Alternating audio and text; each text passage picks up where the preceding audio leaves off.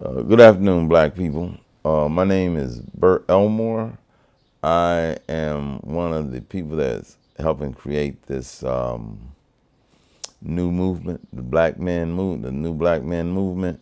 So I thought I would just give you a little background about myself. I was born and raised in Indianapolis, Indiana. I went to Shortridge High School. What's important about that is I was a high school student in the 60s. And if you know anything about the history of this country was about protests, about people moving forward, particularly black people. Black people was like, yo, we created black power conferences, we created marches, we fought, there were riots, we burned down some cities, because we wasn't getting what was justly due us. So as a product of the 60s, a lot of people left it alone, but I didn't leave it alone. Just as radical as I was probably back then, if not more radical. I understand the system better. But anyway, my background, I went to Shortridge High School, helped start the Black Student Union there, and I just joined every black organization I could for years and years. And like I joined the NAACP youth chapter. I became president of that. I went to SCLC. I became their youth president. I was involved in everything black that I could get my hands on, or I could go to. I'm just a fanatic about loving my people. So what happened in 1976? I had been like working on people's campaigns and being political and doing everything, what young activists do. And then in 1976, I think I led one of my big, I know it was the biggest protest I had ever led. I led it for jobs. Men is my people from one no, what's the name of that? People for Jobs, and that was the organization. I remember, but I couldn't remember just now like that. But People for Jobs now and the Black Bow Brothers, basically one and the same. And we went down to the city government and told them we don't have no jobs. And we told them, we didn't ask, we demanded, you all create some jobs for us. And that was when I first understood what Frederick Douglass said: power concedes nothing without a demand, never has and never will. And we demanded. And make a long story short, we asked for 1,400 jobs. They gave us 300. And then after that, because of some more agitation on our part, we end up making the city create 3,000 jobs. So when I took one of the jobs, and worked for a few years, still, and that's why I'm gonna tell you why I went to law school. I was working the job, it's called CETA back then, the CETA program, where they created jobs for the hardcore unemployed, and help stimulate the economy, local economies with employment. What happened is that I found out that the city wasn't paying the CETA workers the right amount of money. They were supposed to bring us in at regular salaries of what that occupation paid, but they was paying us less money. So I wrote a complaint to the federal government, and what happened, the federal government agreed with me and ordered the city to pay everybody back pay and increase their wages. And my friend, who was an attorney, and he's down there, brother, he said, look here, nigga, if you were going to law, if you were a lawyer, you'd have got a third of all that money the city had to pay in terms of back pay. You wrote a complaint, they agreed with you, but you ain't no lawyer, so you don't get paid. So I asked him, I said, so what I need to do to become a lawyer? He said, you got to go to law school. I said, well, how long does that take? He goes, I would love to get paid helping my people for helping my people. He told me, this is what Pat Chavis said. He said, Nigga, you got to do 7 years. I said, what? He said, 7. And I walked out of his office and I said, it can't be no faster than that, Pat. He said, nigga, I said 7 years. I walked out of his office, I scratched my head and I said, 7. Damn. I walked back in and opened the door and I said, I'm gonna do it. And that's what led me to becoming a lawyer.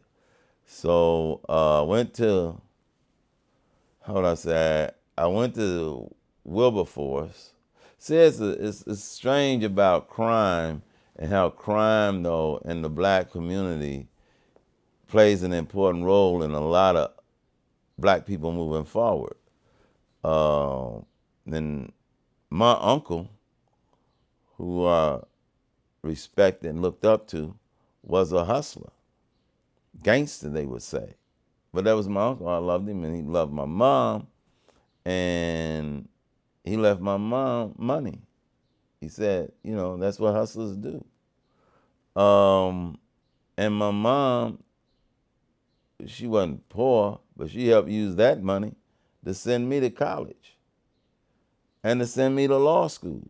So I have a lot of times black people, we have we look at crime differently. And we have to look at it differently today. That was a long time ago. But I came up here and I was in college and I became the student body president at Wilberforce University. And of course my black ass got put out of Wilberforce. But I'd been basically run out of the city of Indianapolis too. I've been put out of a lot of places. I got put out of high school. I didn't mention that.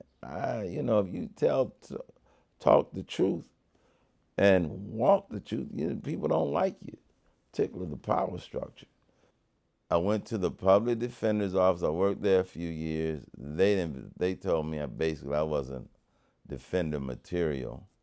So I said, okay. And then my best friend up here, Curtis Brinkley, and some other people said, don't look for another job. Just work for yourself. Become your lawyer yourself. Work for yourself. Do for self. You ain't got to work for them. So that's what I did. I just been practicing law as a solo practitioner for all the years after I left the public defender's office. And it's been very rewarding. Allowed me to grow, look at things. And what I've seen is that they're not trying to stop crime. The power structure in this town or any large city, they're not trying to stop crime. I tell people they get a little offensive about it. For 30-some years, I've been keeping drugs and guns on the streets of Philadelphia. That was my main practice, drugs and guns. And people say, you shouldn't say that. Why would you, it's reality. That's what all defense lawyers do basically. We keep crime going. Now there's various types of crime, but we as a community of defense lawyers, we primarily keep drugs and guns on the streets. The police primarily, allegedly, takes them off the street. And we put the people that have these guns and drugs, they take them off the street, we put them back on the street. It's a vicious cycle, but it's a cycle that is known by everybody and supported by the system itself. We're not trying to stop crime. That building, they used to do everything in City Hall. They said, we need a separate building for crime, for the criminal justice portion of the city. We need a new building. So they built a 13-story building across the street from City Hall just to do work on crime and have trials and bring in thousands of people. Did you all know back in the 90s, there was 6,000 people a day going through that building? 6,000. That's when they had what they call mass incarceration was really moving, baby. And Philadelphia back in the 80s and 90s, and a lot of the 2000s. We arrested per capita more people than anywhere else on this planet. I mean, we really put people in jail, and I think a lot of that's from the Rizzo. No, can't say the Rizzo. I don't know why, but there's a book called Black Violence in Philadelphia, I believe it is, and that book talks about they were arresting so many black people in the city that they would be fighting. Black people would get into fights trying to keep people from not going to jail back in the 1900s. Oh, we have a history of putting people in jail, and it's big time economy in this town. So having dealt with the criminal justice system for all these years, 30 plus years, I've come to the conclusion that we need something to, how would I say, stop the mass incarceration and build a community at the same time. So I've been looking at it, reflecting on it, and I said, what we need, because see, the black man is the product, the invent is the product of this. Matter of fact, if you go through the administrative paperwork in the CJC, which is the criminal courts in our city, do you know what they refer to judges or what cases? They don't, basically cases you always think of people. They don't even give us that much respect in some of the paperwork. When the judges will get assigned a courtroom, they call it an inventory. Judge Smith will take over the inventory in courtroom 1005, while Judge McIntyre, these are just examples, McIntyre will take over the inventory in 508.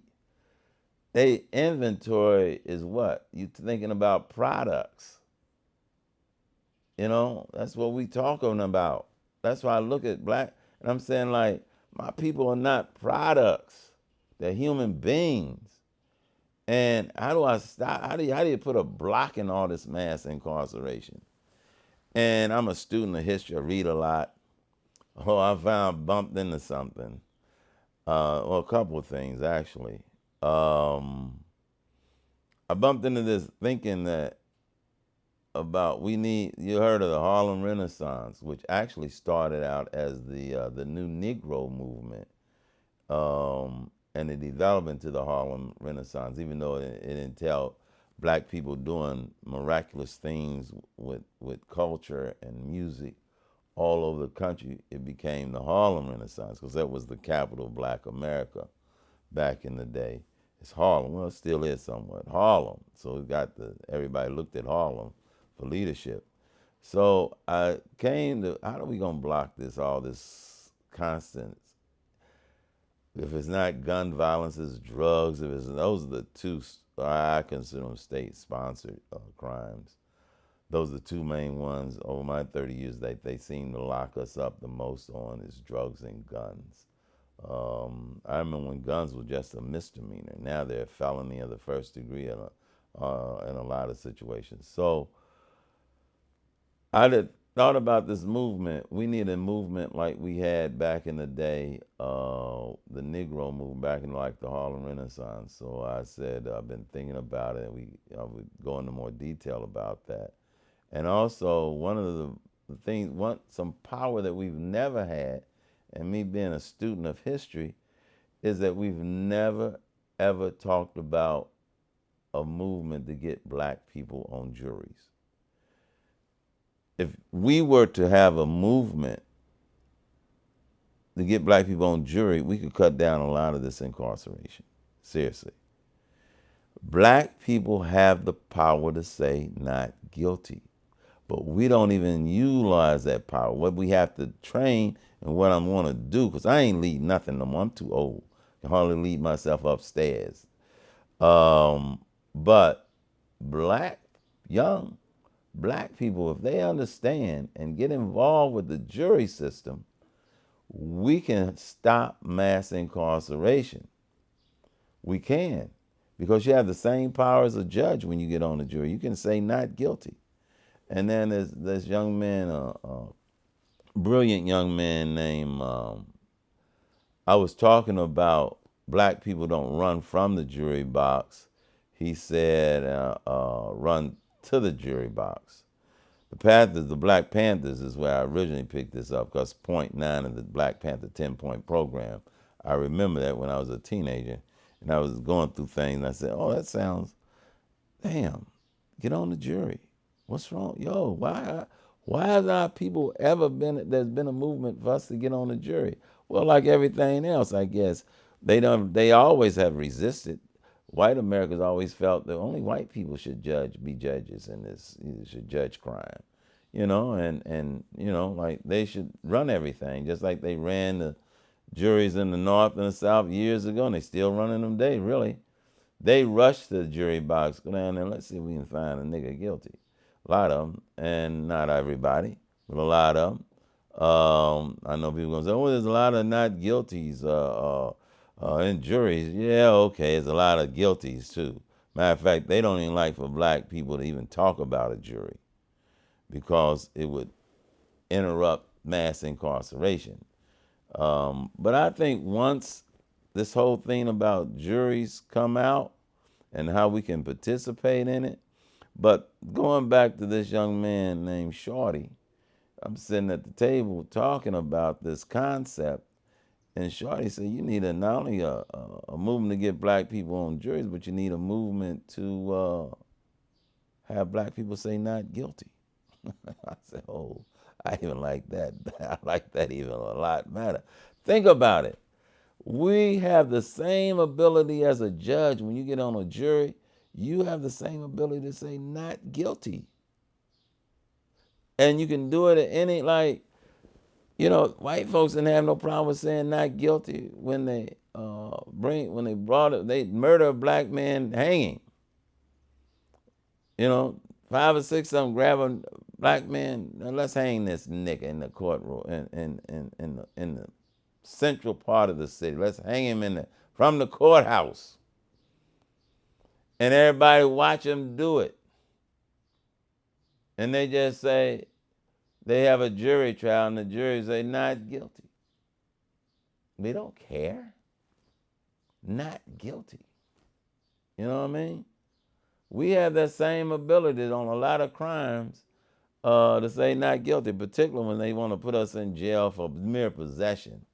I know when my next door neighbor got sent to 2 to 4 years in prison for a case, and he didn't even he was a convicted felon, but he got locked out of it. He was in his backyard. He locked himself out of the backyard. He had some old rusty gun back there looking at it.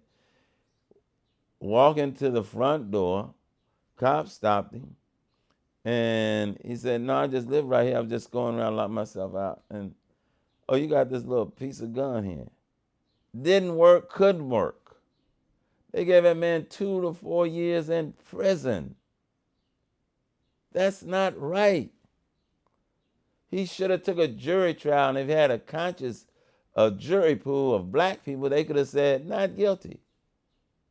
That's what I'm talking about when I'm talking about the movement. I'm talking about a lot of other things we're going to talk about more. But right now, I want you all to think about, this is not for dumbass niggas. This is for people that think, that have the ability to think. I want you all to lead this movement, but we need a movement to rebuild our community, particularly the black man community, because they have been hard on black men. It's like I said, it's like a slave auction house. Everybody assumes you're guilty by looking at you as a black man. It's a hunt. Well, let's get these. It is a hunt. They go out here and literally hunt for black people to be arrested for guns and drugs. They pull them over. I'm not lying. It's the reality. We know.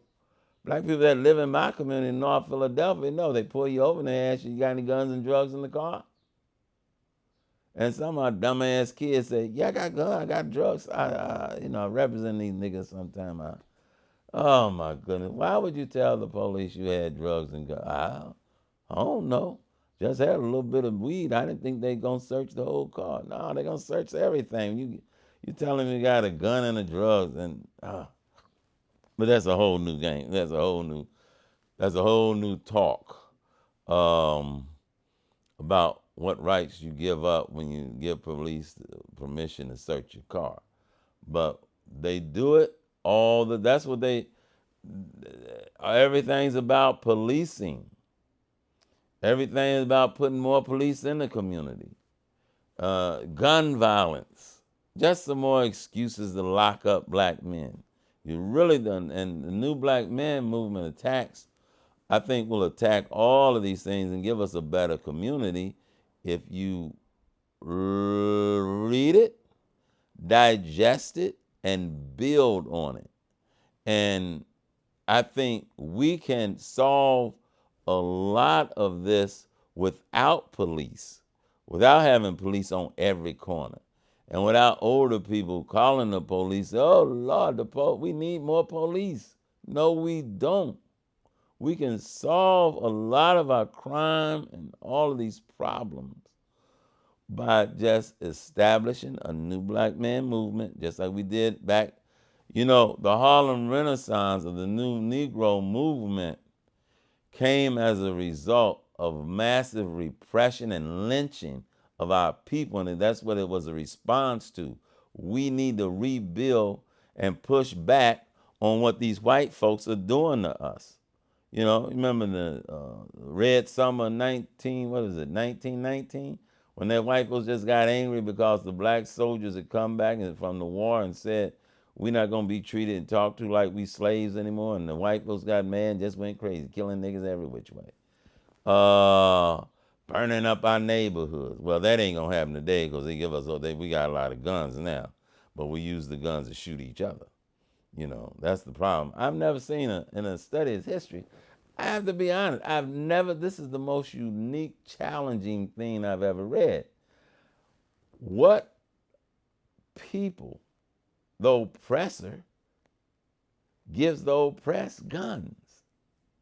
This doesn't make any sense. You read any revolution or any struggle, people to be free, who does some dumbass shit like that? They do it in this country because they feel that black people going to continue to shoot each other. They giving us guns. They loving it. You going down, get you a gun permit and carry you a gun. In some states, they tried it in this state. You don't need a permit. Just let them get guns. We're the only people that can have guns and the oppressor not be worried about it. Because we know we got them on lock, baby. They all that self-hate, which we're going to have to learn how to do in our community. We're going to have to learn how to live with guns. That's the main thing we're going to have to learn how to do. Learn how to live with guns and not shoot each other. But you don't ever see commercials on TV or billboards or real PR campaign about us. They always is coming from some jive-ass Negro leader talking about, well, we're going to go out here and get these guns out of, give you $100 and go to the black neighborhood and say, we'll give you $100, turn in your gun, when he knows it's not going to stop anything. It's millions of guns in the Philadelphia area. They arrest like 5, 6, 7,000 people a year for illegal guns. And you got millions of guns, probably hundreds of thousands of them are illegal. But you gonna lock up 7,000 people and say you doing something to stop gun violence? No, you can't. I asked that AI thing once, which would produce AI, you can go on your computer and ask it. I said, which would produce the better results? Stopping black people from shooting each other with police, or stopping black people not shooting each other because you get rid of, you attack self-hate and build self-determination in the community and give them self-confidence. The computer, y'all can ask it. The computer will tell you.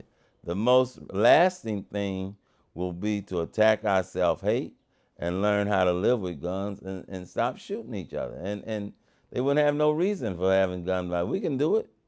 If they can get Americans who's never, Donald Trump and his media campaign, I think from November to January, they took good American people that never been in jail in their life, never did nothing illegal, police officers, judges, state representatives, just regular Americans.